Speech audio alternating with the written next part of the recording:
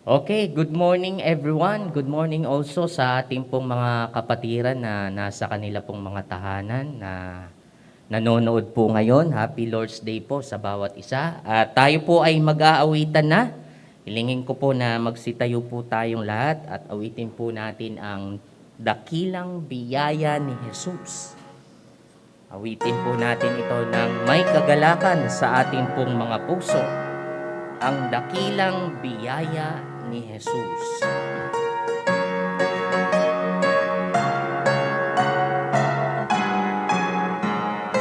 Okay, awitin po natin. Ready, sing!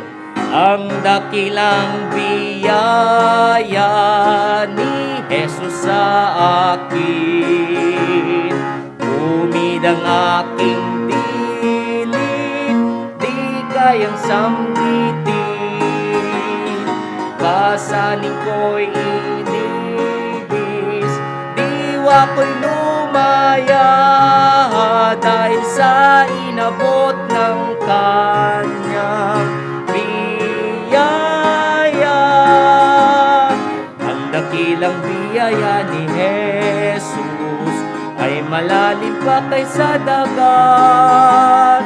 Ang dakilang biyaya at sapat, oo sapat, higit ang lapat sa aking sala, lampas sa aking kasalanan. O purihin natin ang kay Jesus na pangalan,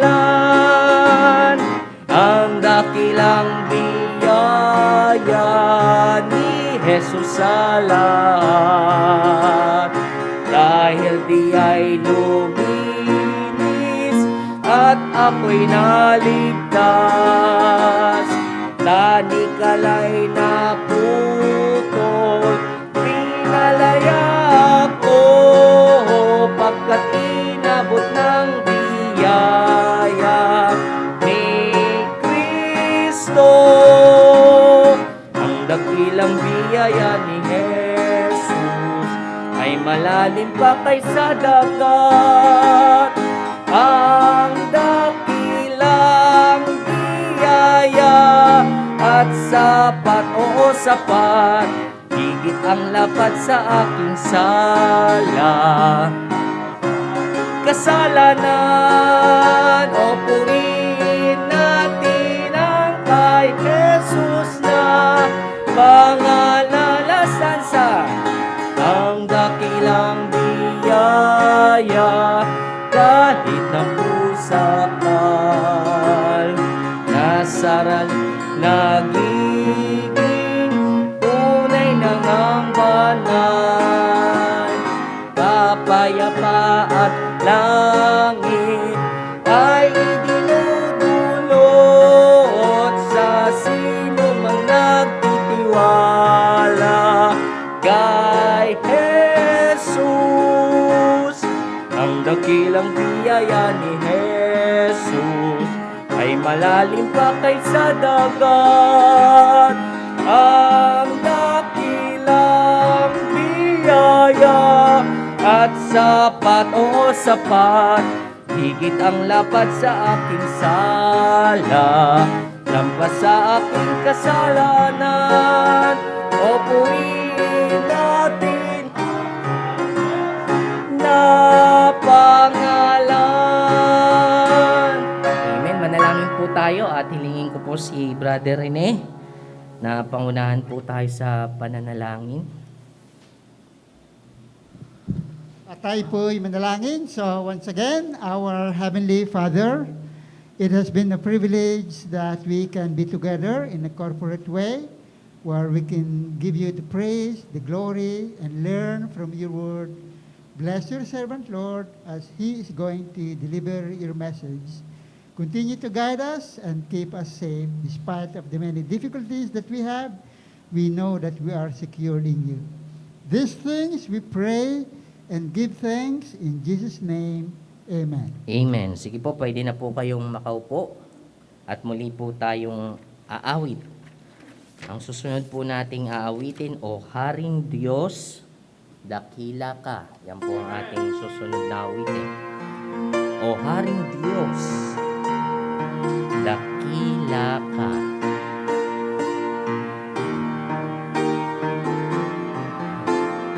Okay, ulitin po natin.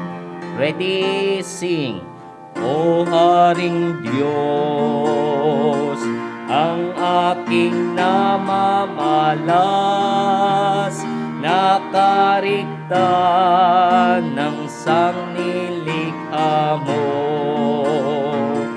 Araw bituin mga bundok at dagat, patunay sa kapangyarihan mo. Kaya't umawit ang puso ko, nagpupuri, O Diyos, sa'yo. Dinadakila ka't sinasamba, O Haring Diyos, dakila ka. Kapag ako'y namamasyal sa parang pagkunin ng ibo'y naririnig, at pagtanaw mula sa kabundukan, nadarama ang hangin kay lamig. Kaya't umawit ang puso ko, nagpupuri, O Diyos, sa'yo. Dinadakila ka't sinasamba, O Haring Diyos, dakila ka. Hindi natin mauunawang tunay, dakila niyang pag-ibig sa atin. Doon sa krus, si Kristo'y nabayubay upang katubos ay ating kamtin. Chorus! Kaya't umawit ang puso ko, nagpupuri, O Diyos, sa'yo. Dinadakila ka't sinasamba, O Haring Diyos, dakila ka. Last stanza. Balang araw, magbabalik si Kristo, at sa langit tayo'y isasama. Walang hanggan, mag-aawitan tayo, ihayag kadakilaan niya. Kaya't umawit ang puso ko, nagpupuri, O Diyos, sa'yo. Dinadakila ka't sinasamba, O Haring Diyos, dakila ka. Amen. Tawagin ko po ang ating pastor para po sa mga ilang announcements po. Magandang umaga sa inyo lahat. Salamat, narito kayo. At ganoon din sa mga nanonood sa kanilang mga tahanan. Alam natin ang kalagayan natin ngayon ay BCQ, pero alam din natin ang kalagayan natin bilang mga mananampalatayang naglilingkod sa Diyos. So this morning, ang ating pong worship, which start at 9, and then the second is 10:30 at yung pangatlo alas 3 ng hapon. And then this coming Wednesday night, we will be in virtual form hanggang end of August, no? And then we will resume our Wednesday night prayer meeting on the first week of September. So patuloy pa rin natin ipanalangin ang bawat isa dahil alam din natin andyan ang threat ng tinatawag nating COVID sa ating mga kababayan. At the same time, tayo naman, ginagawa natin lahat ng magagawa natin para maprotektahan natin ang sarili natin. We have complied with the government na nagpabakuna tayo. 90% of our elder membership ay bakunadong lahat. Kung kalinisan lang ng church, malinis ang church natin. Kung air purifier, may air purifier tayo. Kung social distancing, may distancing naman tayo sinusunod. 1.5 meter nga yata yung distancing natin ngayon. At kung minimum health protocol, face mask and face shield, meron pa tayong harang, meron tayo nun. So, salamat, narito kayo ngayong umaga and we're able to worship this morning and continue to pray for one another, no? Continue to pray for our church at kung mayaman nga lang ang church natin, talagang lahat ng membro susuplayan ko ng gamot na pangangailangan. Vitamins lang naman, no? Sa katawan natin, no? Isa sa napakahalagang panlaban natin sa anumang uring sakit is prevention. So, if you want to take vitamins for your body and then exercise, mahalaga po yun, no? Sa akin isinasagawa ko po yun, yung pagbabitamins, yung pag-exercise, hindi pa. So, ang pinaka-exercise ko, yung akyat baba doon sa third floor naming bahay, no? Talagang cardio yun eh.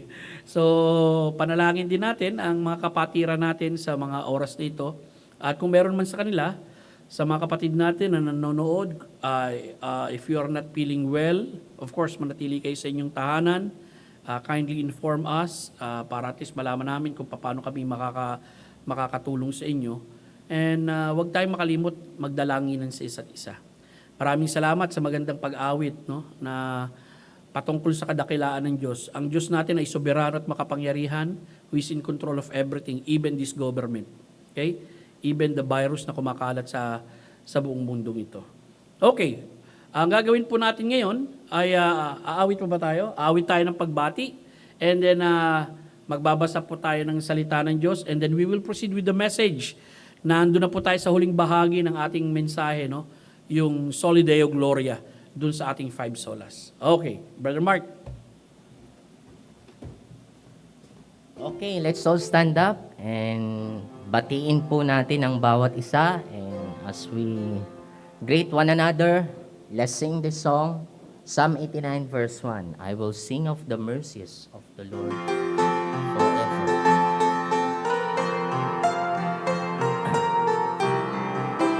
Okay, awitin natin. Ready, sing. I will sing of the mercies of the Lord forever. I will sing. I will sing. I will sing of the mercies of the Lord forever. I will sing of the mercies of the Lord. With my mouth will I make known thy faithfulness, thy faithfulness. With my mouth will I make known thy faithfulness to all generations. I will sing of the mercies of the Lord forever. I will sing of the mercies of the Lord. Amen. Remain standing po at tayo po ay magbabasa ng salita ng Diyos. Tawagin ko po si Brother Rene. So, good morning. So, basahin po natin sa Romans chapter 11. Babasahin po natin ang salitan from verses 25 to 36. Nahabag ang Diyos sa lahat. Upang kayo'y huwag magmarunong sa inyong sarili. Mga kapatid, nais kong malaman ninyo ang hiwagang ito, na ang pagmamatigas ay nangyari sa isang bahagi ng Israel hanggang makapasok ang buong bilang ng mga hentil. Sa ganoon, ang buong Israel ay maliligtas, gaya ng nasusulat. Lalabas mula sa Zion ang tagapagligtas, ihiwalay niya ang kasamaan mula sa hapon. At ito ang aking tipan sa kanila. Kapag inalis ko ang kanilang mga kasalanan tungkol sa ebanghelyo, sila'y mga kaaway alang-alang sa inyo. Subalit tungkol sa paghirang, sila'y mga minamahal alang-alang sa mga ninuno. Sapagkat ang mga kaloob at ang pagtawag ng Diyos ay hindi mababago. Kung paanong kayo nang dati ay mga masuwayin sa Diyos, subalit ngayon kayo'y tumanggap ng habag sa pamamagitan ng kanilang pagsuway. Gayon din naman ang mga ito, ngayon ay naging mga masuwayin, upang sa pamamagitan ng habag na ipinakita sa inyo, sila rin ay tumanggap ngayon ng habag. Sapagkat kinulong ng Diyos ang lahat sa pagsuway upang siya'y mahabag sa lahat. O kailalim ng mga kayamanan ng karunungan at kaalaman ng Diyos. Hindi masuri ang mga hatol niya at hindi masiyasat ang kanyang mga. Sapagkat sino ang nakaalam sa pag-iisip ng Panginoon? O sino ang kanyang naging tagapayo? O sino ang nakapagbigay sa kanya at siya'y mababayaran? Sapagkat mula sa kanya at sa pamamagitan niya at para sa kanya ang lahat ng mga bagay, sumakanya nawa ang kaluwalhatian magpakialanman. Amen.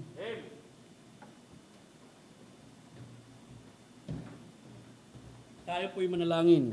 Ama naming Diyos na nasa langit, ang aming soberanong Diyos na aming nilululhati at sinasamba, nagpapasalamat po kami sa iyong kadakilaan, sa iyong pagkilos, sa iyong karunungan, sa iyong biyaya at kaligtasan na ipinagkaloob sa aming lahat. Salamat sa umagang ito, Panginoon, na aming pagsamba sa iyo. At ang aking dalangin, Panginoon, na tulungan mo ang mga tagapakinig ng iyong salita, na sa aming pag-aaral ng iyong salita ay ikaw ang aming mabigyan ng kalulatian. Sa aming sama-samang pagtitipon, ikaw mabigyan ng aming kalulatian. At sa pakikinig ng salita ng Diyos, ng iyong mga anak, ikaw mabigyan ng kalulatian. Patnubayan mo kami sa umagang ito, O Diyos, sa ngalan ng iyong anak na si Jesus. Amen. Maupo po tayong lahat, mga minamahal. Sa umaga pong ito, ating pong tatapusin na yung serye ng ating pag-aaral sa tinatawag nating 5 solas, yung tinatawag nating Soli Deo Gloria, no? Sa Diyos lamang ang kalulatian. Simula tayo sa talibukas, no? Sa ating huling paksa sa panglimang sola, ating muling tunghaya ng 4 na nauna, ang sola scriptura o kasulatan lamang, ang sola gratia sa biyaya lamang, ang sola fide sa pananampalataya lamang, ang solus Christus kay Kristo lamang. Ang 4 na mga solang nauna ay natural, nahahantong sa panglimang ito, yung tinatawag natin sa Diyos lamang ang kalulatian o Soli Deo Gloria. Kalunos-lunos ang kalagayan ng reliyon ng panahon ng Reformasyon na sinasabi ni John Calvin. Sa 100 ay mahirap makakita ng isa na magsasabi ang kalulatian ng Diyos ang kanyang pangunahing layunin. Ang tao ang itinataas at ang karangalan ng tao ang pinupuri. Ang mga santo, martir, papa at kapatiran ang binibigyang karangalan. Oo nga't, sa salita ay ibinibigay nila sa Diyos ang kalulatian sa lahat ng bagay na mabuti, subalit, sa katotohanan, ninanakaw nila sa Kanya ang kalahati ng kalulatian o higit pa sa kalahati sa pamagitan ng paghahati sa mga santo na Kanyang mga kabutihan. Kaya ipinaninindigan ng Reformasyon, yung tinatawag natin Soli Deo Gloria. Sa Diyos lamang ang lubos na kalulatian. Sumasalungat ito sa pagtataas ng Romano Katoliko sa Papa, kay Maria, at sa mga santo, sa kaparian, at sa simbahan, at sa pagbibigay sa kanila ng anumang karangalan sa kaligtasan ng tao. Sa pamamagitan nito ay pinanunumbalik ng Reformasyon ang katuruan ng pagiging soberano ng Diyos sa bawat aspeto ng buhay. Ang lahat sa buhay ay marapat na ipamuhay tungo sa kalwalhatian ng Diyos. Gaya ng tanong sa Westminster Shorter Catechism, ano ang pangunahing layunin ng tao? Luwalhatiin ang Diyos at magalak sa kanyang magpasawalang hanggan. Ang dakila at namamayaning layuning ito ay binigyan diin ng reformador noong ika-16 at ika-17 siglo na naghahangad na papanumbalikin sa salita ng Diyos sa iglesia laban sa monastikong pagkalasipika sa buhay ng dalawang uri, yung tinatawag natin pagiging sagrado at pagiging sekular. Pinaninindigan ng mga reformador na ang lahat ng bagay sa buhay marapat na ipamuhay sa ilalim ng pagkapanginoon ni Kristo, na ang lahat ng gawain ng Kristiyano ay dapat ginagawa sa kalulatian ng Diyos. According to Cambridge Declaration of Alliance of Confessing Evangelicals noong April 20, 1996, sa usapin may kinalaman sa Soli Deo Gloria, pinaninindigan natin na sapagkat ang kaligtasan ay sa Diyos at isinasakatuparan ng Diyos at ito ay para sa kalulatian ng Diyos, kaya dapat nalulatiin natin siya lagi. Dapat nating isabuhay ang ating buong buhay sa harap ng Diyos, sa ilalim ng otoridad ng Diyos at para sa kanyang kalulatian lamang. Tinatanggihan natin na maaari nating lulatiin ng maayos ang Diyos kung ang ating pagsamba ay hinahaluan natin ng pangkaaliwang palabas. Kung kinakaligtaan natin ang alingmang kautusan sa Ebanghelyo sa ating pangangaral o kung pagpapaunlad ng sarili, pagpapahalaga sa sarili o sariling kaganapan ay hinahayaan nating maging kapalit ng Ebanghelyo. Actually, ang pangunahing talata na ating pag-aaralan sa umagang ito ay yung nandito sa Roma 11:33 hanggang 36. Magkakaroon po ako ng short explanation dyan and then we will proceed with the 2 points that we have this morning. Sa Roma 11:33 hanggang 36, sabi rito, kay lalim ng kayamanan ng katalinuhan at karunungan ng Diyos. Walang makakasaliksik ng kanyang mga kahatulan. Walang makakasunod sa kanyang mga landas. Ito'y sapagkat sinong nakakaalam ng isipan ng Panginoon? Sino ang nagbigay sa kanya ng payo? Sinong nagbigay sa kanya? At iyon ay pababayaran sa kanya. Ito'y sapagkat ang lahat ng mga bagay ay mula sa kanya, ang mga bagay ay sa pamamagitan niya at para sa kanya. Sumakanya nawa ang kalulatian, siya nawa. Unang-una, nais kong makita ninyo, no? Sa verse 33, tinatawag nating di maarok na katangian at gawin ng Diyos. Yan, no? Tandaan nyo, iba ang isipan ng tao at iba ang isipan ng Diyos. Pataas kaysa sa ating mga tao. Kailalim ng kayamanan ng katalinuhan at karunungan ng Diyos. Walang makakasaliksik ng kanyang mga kahatulan, walang makakasunod sa kanyang landas. Siguro lahat naman tayo nakaranas na lumakad sa tabing dagat, no? At kapag lumakad ka sa tabing dagat, makikita mo na minsan may sinusundan ka, halimbawa may nauuna sa iyo, tapos gusto mong tumapak doon sa kanyang nilalakaran. Kaya nga lang sa tabing dagat kayo naglalakad, no? Hinahampas ng alon yung paan niyo. Kapag yung nauuna sa iyo, lumakad, okay? Makikita mo yung bakas niya, and then mamaya-maya, pag hinampas ng alon yun, mawawala. Kung ikay sumusunod sa kanya, sinusundan mo yung bakas niya, and then makikita mo na nauuna na siya, pero yung bakas niya, hindi mo nasusundan kasi wala na. No, natakpan na maari ng panibagong buhangin or natakpan na ng tubig sa dagat. Actually, ganun ang landas ng Diyos. Hindi tayo makakasunod sa kanyang landas sapagkat hindi maaarok ang kanyang katangian at gawi sa atin bilang mga tao. Kaya nga maging si Job, nung dumaan siya sa matinding pagsubok ng buhay, hindi niya maunawaan yung nangyayari sa kanya. Ang nagawa niya lang, questioning niya ang Diyos. Bandang huli, siya naman ang question ng Diyos. Isang katutak na tanong na itinanong sa kanya, wala isa raw na nasagot siya. And then bandang huli, of course, ipinaalam ng Panginoong Diyos ang napakagandang plano ng Diyos para sa kanya, sa kanyang pagdaan sa pagsubok sa buhay. Pangalawa, makikita natin yung ganap na kalayaan ng Diyos. Sa verse 33 to 34 to 35. Ito'y sapagkat sinong nakakaalam ng isipan ng Panginoon? Sinong nagbibigay sa kanya ng payo? Walang tagapayo ng Diyos. Sino nagbigay sa kanya at iyon ay pababayaran sa kanya? Lahat ng meron tayo galing sa Diyos. Tayo ang binigyan ng Diyos, hindi tayo makapagbibigay sa kanya. Okay? Lahat ng meron tayo, maging ang buhay na meron tayo ngayon, ay hiram. Dito'y pinakikita rin yung tinatawag natin ganap na kalayaan ng Diyos na magagawa niya ang kanyang gusto at ang kanyang kalooban at walang sino man pwedeng magdikta sa kanya o pumigil sa kanya because God is free. The only thing that God cannot do is to oppose His attribute and will. Yun lang ang hindi magagawa ng Diyos. Ito isasalungat sa kanyang katangian at kalooban. And then, sa 36, ang soberanong Diyos na nakakasaklaw sa lahat. Ang ganda na sinabi rito, ito'y sapagkat ang lahat ng mga bagay ay mula sa Kanya. Ang mga bagay ay sa pamagitan niya. He sustains everything, He created everything, at para sa Kanya. Ang goal ng lahat ng bagay ay sa kalulatian niya. Kaya nga makikita natin sa pang-apat, yung paghahangad ng sumulat na si Apostol Pablo, na sinabi niya, sumakanya nawa ang kalulatian magpakailanman. Siya nawa. So dito, kung usapin may kinalaman sa kaligtasan, kung usapin may kinalaman sa buhay Kristiyano, at usapin na may kinalaman sa iglesia. Mga kaibigan, ang kalulatian ng lahat ng bagay, walang iba kundi ang ating Panginoong dakila. Sapagkat siya ang soberanong Diyos na nakakasaklaw sa lahat.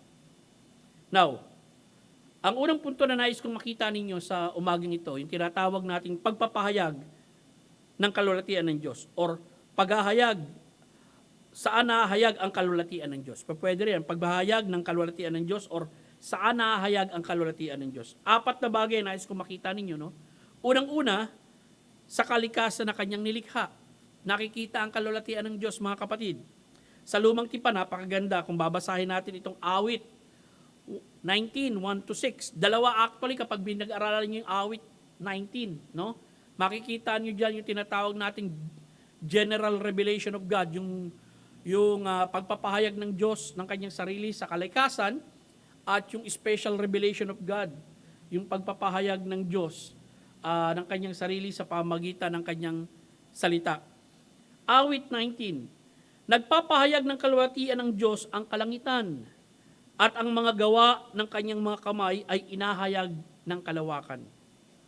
Sa araw-araw ay nagsasalita at sa gabi-gabi ay nagpapahayag ng kaalaman. Walang pananalita o mga salita man, ang kanilang tinig ay hindi narinig. Ibig sabihin, no? By just mere observing the creation that God given to us, malalaman mong may Diyos eh.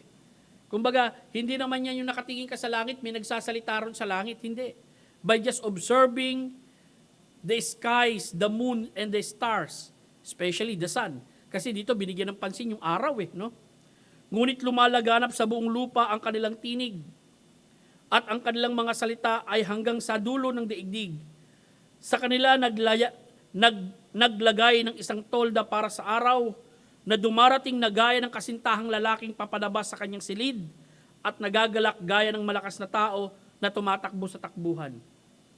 Ang kanyang pagsikat ay mula sa dulo ng mga langit at sa mga dulong yon ay ang kanyang paligid ay walang bagay na nakukubli sa kanyang init. Dito, ang isa sa mga example ng general revelation of God, no, yung araw, no, na kung saan sa lahat ng panahon, nakikita at sa lahat ng lugar, nakikita, walang nakakatakas sa kanyang init. Kahit nga sa North Pole, no, umaaraw din doon. May liwanag din doon. At makikita natin mga kapatid, ito'y nagpapahayag ng kalulatian ng Diyos. Pangalawa, kay Kristo, ang bugtong na anak ng Ama, nahayag ang kalulatian ng Diyos. Hebrews 1:3, siya ang kaningningan ng kalulatian ng Diyos at tunay na larawan ng kanyang likas at kanyang inaalalayan ang lahat ng bagay sa pamagitan ng kapangyarihan ng kanyang salita. Nang magawa na niya ang paglilinis ng mga kasalanan, siya'y umupo sa kanan ng kamahalan sa kaitaasan, sapagkat ang Diyos ang nagsabi, magniningning ang ilaw sa kadiliman na siyang tumatanglaw sa aming mga puso upang magbigay liwanag sa pagkakilala sa kalulatian ng Diyos sa muka ni Jesucristo. Mga minamahal, ang anak ng Diyos, nagpapahayag ng kalulatian ng Diyos. Napakaganda po nito, no? Lalo-lalo na. Pansinin nyo, yung ipinanganak nga ang ating Panginoong Kristo, nag-awitan yung mga anghel dun sa langit. No? Sa kanilang pag-awit, sila ay nagbibigay ng puri sa Diyos sa sanggol na ipinanganak sa sabsaban. At kapag pinag-aralan nyo, yung Book of Revelation, yung mga anghel sa langit at yung mga taong naroon sa langit ay nag-aawitan doon sa haring nakaupo sa trono. Tuloy po tayo. Ang lubos na kapahayagan ng kalwalhatian ng Diyos ay kay Kristo sa Ebanghelyo na nahayag ang kaganapan ng pag-ibig, biyaya, katwiran at katarungan, ang kalaliman ng kayamanan ng karunungan ng Diyos sa pagliligtas ni Kristo. Well, ikatlo, sa kaligtasan na kanyang ginawa. Gawa ng tao ay pagkakait sa Diyos ng lubos na kalulatian. Hindi rin naman ibinabahagi ng Diyos kanino man ang kanyang kalulatian. Sinabi niya ito, Isaiah 42:8, Ako ang Panginoon, iyon ang aking pangalan. Hindi ko ibibigay sa iba ang aking kalulatian o ang aking mangkapurihan sa mga larawang inanyuan. So maging ang tao ngayon, no, gusto nilang agawin ang kalulatian ito sa Diyos, pero ang Diyos kailanman hindi niya ibibigay ang kanyang kalulatian sa kanyang nilalang, kundi sa kanya lamang ito.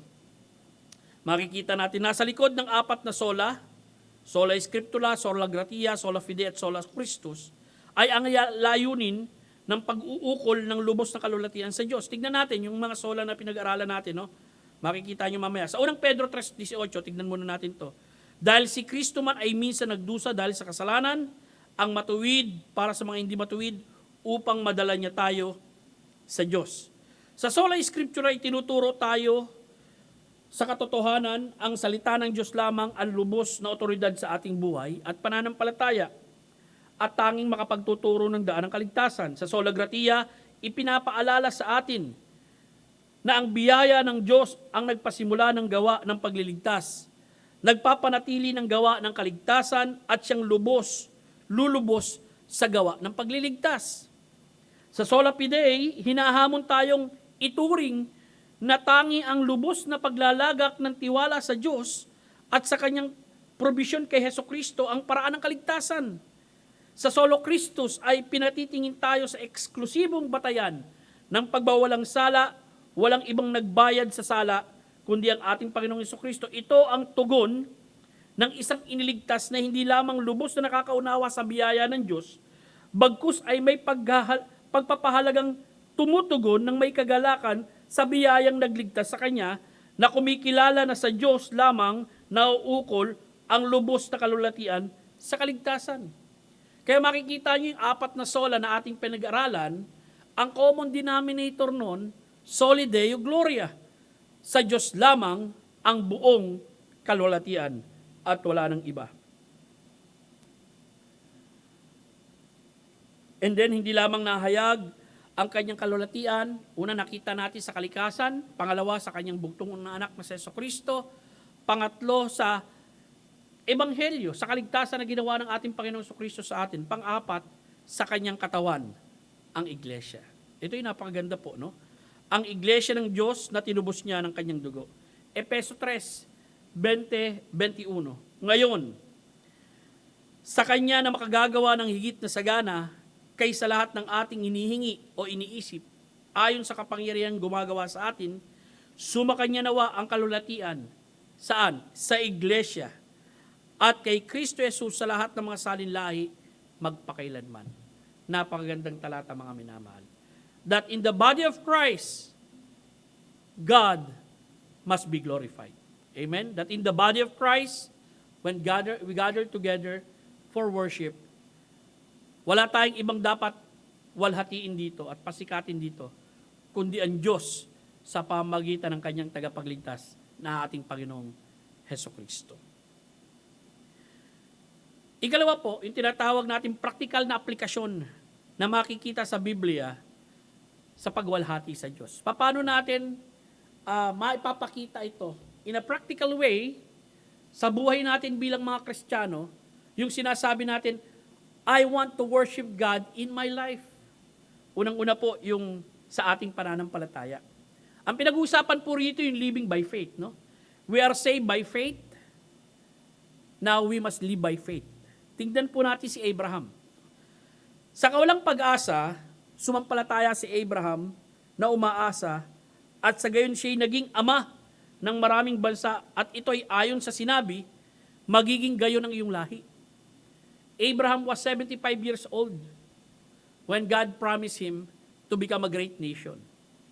Abraham was 85 years old when he was justified, no? Doon sa makikita natin, Genesis chapter 15 yun. Nung pinatingin siya ng Diyos doon sa kalawakan at sinabi, ganito magiging karami ang iyong mga lahi at si Abraham ay nanampalataya at inaring ganap siya sa pamagitan ng pananampalataya. Pero sa verse 19, makikita natin, kailan pa ba siya manganganak? Abe, bumilang pa ng 15 taon 25 years old kasi pinangakuan siya ng 75 years old. Pero 100 years old siyang nagkaroon ng anak Sinabi sa verse 19, sa kanyang pananampalataya, hindi nang hina o hindi nang hihina. Hindi niya itinuring na parang patay na ang kanyang sariling katawan. Siya ay halos 100 taon na noon. Hindi rin niya itinuring na patay na ang bahay bata ni Sarah. Hindi siya nag-alinlangan sa pangako ng Diyos sa pamagitan ng hindi pagsampalataya. Sa halip, siya'y lumakas sa pananampalataya na nagbibigay ng kalulatian sa Diyos. Amen? Mga minamahal, ito ang hamon sa atin bilang mga mananampalataya ngayon. Na tayo mabubuhay sa pamagitan ng pananampalataya. Na tayo lalakad sa pamagitan ng pananampalataya. Na tayo hindi papanghinaan loob sa pamagitan ng pananampalataya. Na tayo aasa sa buhay at soberanong Diyos. Na hindi tayo lalamunin ng takot, hindi tayo lalamunin ng panghihina, hindi tayo lalamunin ng kawalang pag-asa sapagkat ang Diyos na sinasamba natin ay buhay na Diyos at tayong mga anak niya ay kinakailangan kakitaan na tayo lumalakad sa pamagitan ng pananampalataya. That is one way how we can please God. Ito yung sinabi sa Hebrews chapter 11 verse 6. Kung paano tayo makapagbibigay ng kaluguran sa Diyos na ating sinasamba. At kung pag-aaralan nyo yung Hebrews chapter 11, yung mga tao roon, may kanya-kanyang aktibidad sila sa kanilang buhay na kinakitaan na sila'y lumalakad sa pananampalataya. Ganon din tayo bilang mga mananampalataya. Look at our father Abraham. Okay? Bagamat 100 taon na siya, hindi siya pinanghinaan ng loob. No? Talagang matatag na nananangan sa pangako ng Panginoon Diyos. Ang daming pangako ng Diyos sa atin bilang mga Kristiyano. Ang daming iniwan, no, na mabubuting salita ang ating Panginoong Jesucristo bago siya umakyat sa atin. Na tayong mga mananampalataya nga ngayon, sa ating kapanahunan, ano man nangyayari sa ating mundo, ano man nangyayari sa ating paligid, mapangahawakan nating tunay. Sapagkat totoo ang Diyos na nangako sa atin. And then, pangalawa, yung ating papurit pagsamba. Okay. Alam niyo ba, pag binasa niyo ang bagong tipan, actually, maraming talata Kulang na lang sa 10 no? Sa bawat sulat ni Apostol Pablo, laging may doxology doon. Yung doxology, ito yung tinatawag natin, itong word na to, doxa, from the word doxa means glory. Or giving praise and glory to God. Okay? At sa ating pamumuhay, talagang makikita mo rito, God is pleased when His people worship. Kapag sumasamba sila sa Diyos. No? God is pleased. Sometimes nga lang, hindi ko lang alam kung lahat tayo rito, pagtungtong ng alas 9 talaga, talaga disiplinado, pupunta tayo roon sa ating mga television or hihinto tayo na sa ating ginagawa para maupo at makinig ng salita ng Diyos. No? Dahil ngayon, talagang konbinyente sa marami, ang wag pumunta ng simbahan, kundi doon na lang sa bahay at manonood sila. Kahit naglalabas sila, nagluluto sila, pwede sila makapanood. But is that the way God called us to worship Him? Is that the way God called us to praise Him? Makikita nyo pag pinag-aralan nyo ang Biblia, people set aside their time to worship God. Yung mga anghel nga sa langit, nung ipinanganak si Kristo, talaga nag-awitan. Yung mga tao sa bagong tipan, talagang ibinibigay nila ang mahalagang oras nila upang maibigay nila ang buong atensyon at isipan para sila'y makapanambahan at makapagpuri sa Diyos. Why? Because God is pleased when people praise Him and worship Him. Tignan natin mga doxology ni Apostol Pablo sa kanyang mga sulat. Actually, ang daming talata nito. Kaya lang, ang mga napili ko, siguro mga 5 lang Dahil kung idadagdag ko lahat, Abay, ang dami sa buong New Testament. Romans 16:27 sa kanyang mga huling sulat. Sa iisang matalinong Diyos, ang kalwatian ang siyang sumakanya magpakailanman sa pamagitan ni Hesukristo siya nawa. Isa lamang ito sa doxology na ginawa ni Apostol Pablo. Si Apostol Pablo talagang nagpuri siya sa Diyos nung sinulat niya yung Romans 9:10-11, yung napakagandang programa ng Diyos sa kanyang tao, sa children of Israel. At bandang huli, talagang sa kapuspusan ng banal na Espiritu, napabulala siya dun sa kanyang mawalhating pagpuri sa Diyos, sa kanyang ginawang pagkilos sa kanyang bayang Israel, at maging din sa buhay ng mga mananampalataya. Galatia 1:5, sumakanya ang kalulatian, magpakailanman siya nawa. Sa Efeso 3:21, sumakanya ang kalulatian sa iglesia sa pamagitan ni Kristo Jesus. Sa lahat ng salit-saling lahi, magpakailanman siya nawa. Efeso 4:20, ngayon sa ating Diyos at Ama, ang kalulatian magpakailanman siya nawa. 1 Timothy 1:17, ngayon, sa haring walang hanggan at walang pagkabulok, hindi nakikita at tanging matalinong Diyos, sumakanya ang karangalan at kalulatian, magpakailanman siya nawa. 2 Timothy 4:18, at sasagipin ako ng Panginoon mula sa lahat ng masasamang gawa, ililigtas niya ako para sa kanyang makalangit na paghahari, sumakanya ang kalulatian, magpakailanman siya nawa. Mga minamahal, I hope in our daily life, we can offer praise and worship to God. Not only individually, but when there's a time, a call of worship, I hope we come and worship God. Tuloy po tayo. 1 Corinthians 31, sa anumang gagawin. Kaya nga kung kayo man ay kumakain o umiinom, ito yung pangkaraniwang ginagawa ng tao ito kumakain at umiinom. O anuman inyong ginagawa, gawin ninyo ang lahat sa ikawawalhati ng Diyos. Colossus 3:17, anuman ang inyong gawin sa salita o sa gawa, gawin nyo lahat sa pangalan ng Panginoong Hesus na may papasasalamat sa Diyos Ama sa pamagitan niya. Actually, ito yung bumabasag sa in-establish ng Roman Catholicism noon na paghahati sa gawa ng tao, whether secular at whether yung tinatawag nating pangreliyon at yung pag-secular na pagsamba. Okay? Binasag ito ng katuroang yun. Bakit binasag ito ng katuroang yun? Sapagkat ipinakikita rito, anuman ang ginagawa mo sa harapan ng Panginoong Diyos, ikaw man ay nagtatrabaho sa secular bilang isang driver, isang street sweeper, isang engineer, isang doktor, or ikaw man ay nangangaral ng salita ng Diyos, isang guro, makapaghahatid ka ng kalulatian sa pangalan ng Panginoong Diyos. Hindi nito hinahati whether yung trabaho mo ay sa secular or pangreliyon.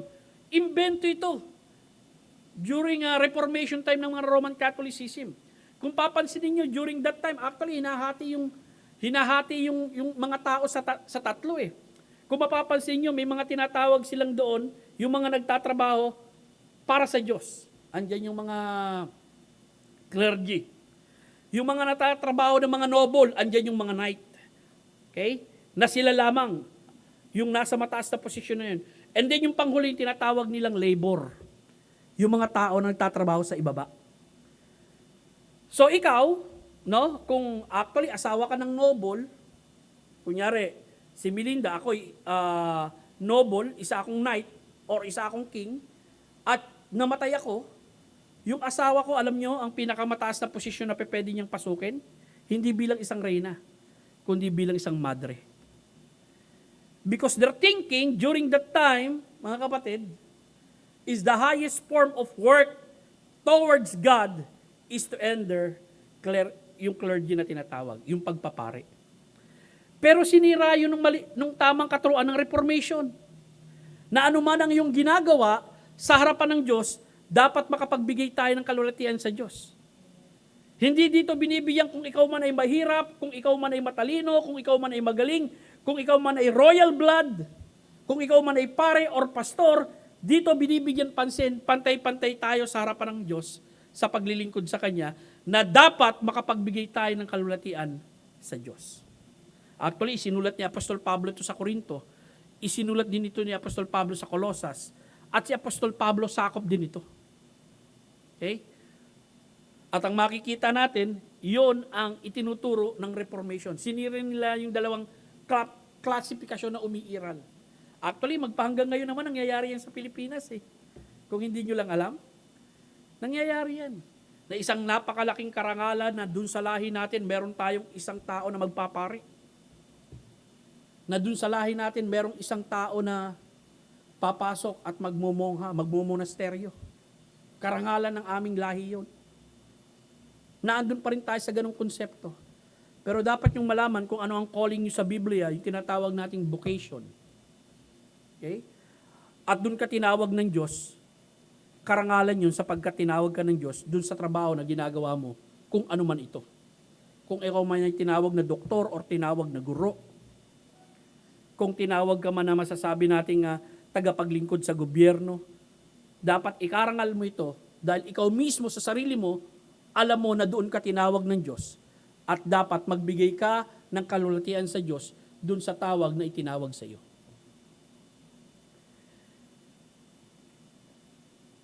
At ang huling-huli, no, dito sa pang-apat na practical na aplikasyon ng giving glory to God sa pamamagitan ng mga kaloob niya na dapat ipaglingkod.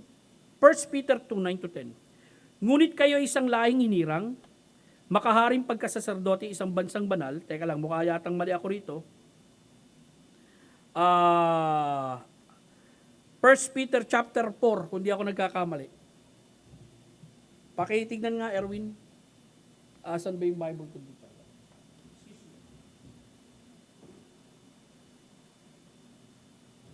Mali yung text natin. Mali yung text ko. 1 Peter chapter 4, hindi ako nagkakamali. At ang talata, ayan, verse 10. Kaya bang bigyan ng ano ito, Brad? 1 Peter 4:10. Ayon sa biyaya na tinanggap ninyo, ay ipaglingkod ninyo sa inyong kapwa. Maglingkod kayo gaya ng mabuting katiwala sa masaganang biyaya ng Diyos. Kung ang sino man ay magsasalita ng salita, magsalita siya tulad ng isang nagsasalita ng salita ng Diyos. Kung ang sino man ay naglilingkod, maglingkod siya ayon sa lakas na ibinigay sa kanya ng Diyos. Gawin niya ang mga ito upang papurihan ng Diyos. Sa lahat ng bagay sa pamagitan ng Jesucristo, sa kanya ang karangalan at paghahari magpakailan paman siya nawa. Amen? So dito makikita natin yung pang-apat na practical na aplikasyon nung tinatawag nating Soli Deo Gloria, yung paggamit natin bilang mga anak ng Diyos ng mga kaloob upang ipaglingkod natin sa ating kapwa na makapaghahatid ng kalulatian sa Diyos. Amen? Kaya nga konektado yan doon sa sinabi ko rin sa pangatlo Dahil nasa Reformation din, na kung saan yung calling mo, ito'y calling mo sa Diyos, na tinawag ka ng Diyos upang magamit mo yung kaloob na ibinigay sa iyo. Kapag naglilingkod ka sa kapwa mo, naglilingkod ka sa Diyos. Saan man naroon ka sa panawagang yun. So, pag pinag-aralan natin ang Biblia, makikita natin pagkapantay-pantay natin sa Diyos, at makikita natin dito, bilang Baptist nga, pumapasok rito yung kaisipan ng tinatawag nating priesthood of all believers. Yung pagkakapantay natin sa harapan ng Diyos at bilang mga lingkod na tinawag ng Diyos sa ikawawalhati ng kanyang pangalan.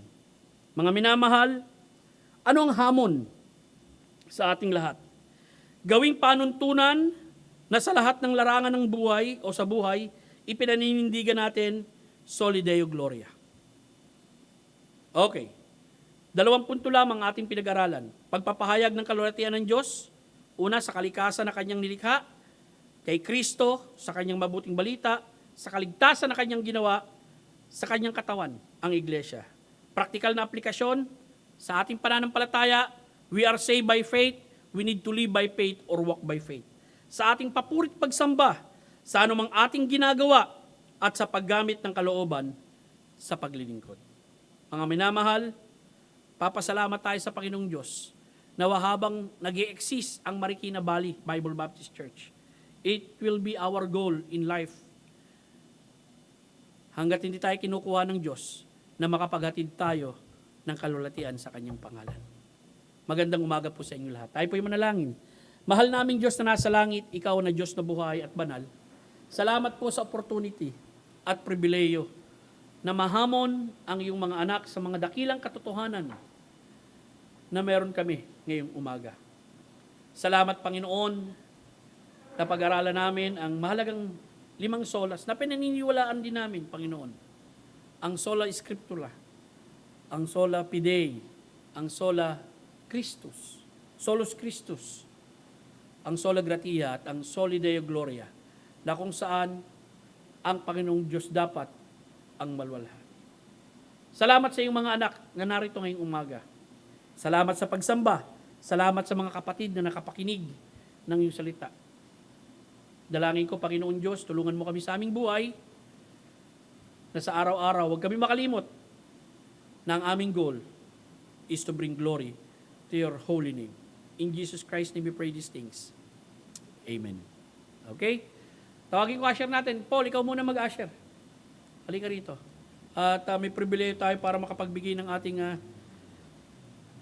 pagkakaloob sa ating pagsamba sa Diyos. Ikaw na rin ang manalangin. Let's pray. Dakila namin Diyos, Ama na nasa langit, kami po ay nagpapasalamat sa mensahe na aming narinig. Salamat, Panginoon, sa mga salitang ito, Panginoon. Pagtibayan niyo po sa aming mga puso, Panginoon. Patayin niyo, Panginoon, ang inyo pong salita sa inyo pong iglesia, Panginoon. Patuloy niyo po kami turuan at mapagbigay, Panginoon, ng luwalhati sa inyo. Sa aming pagbibigay, Lord, ito po inyong pagpalain, Panginoon, at pinagpapasalamat po namin, Panginoon, buhay, kalakasan, maging aming mga kabuhayan, Panginoon, na inyo pong ibinigay sa amin. Salamat po sa lahat at pamdalangin sa pangalan po namin, Panginoong Jesus. Amen. Amen.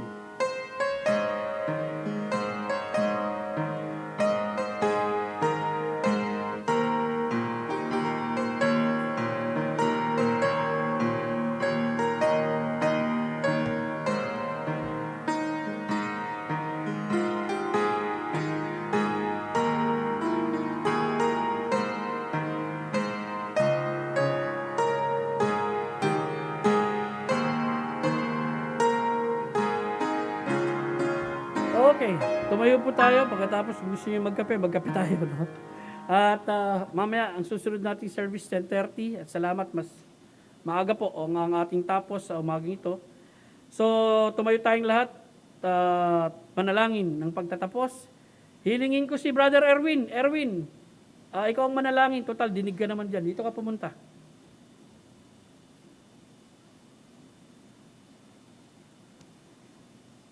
Sige po, manalangin po tayo. Diyos Ama na dakila, mapagpala sa lahat, Panginoon, salamat sa kabutihan mo, pag-iingat sa bawat isa na nakarating, Panginoon, upang sambahin ka, luwalatiin ka, dakilahin ng iyong dakilang pangalan, O Diyos, sa araw na ito. At ingatan niyo po ang bawat isa sa paghiwalay, pag-uwi, Panginoon, sa kanilang mga tahanan. Pinupuri ka namin, O Diyos, sa oras na ito, sa pangalan ni Jesus. Amen. Amen. Okay.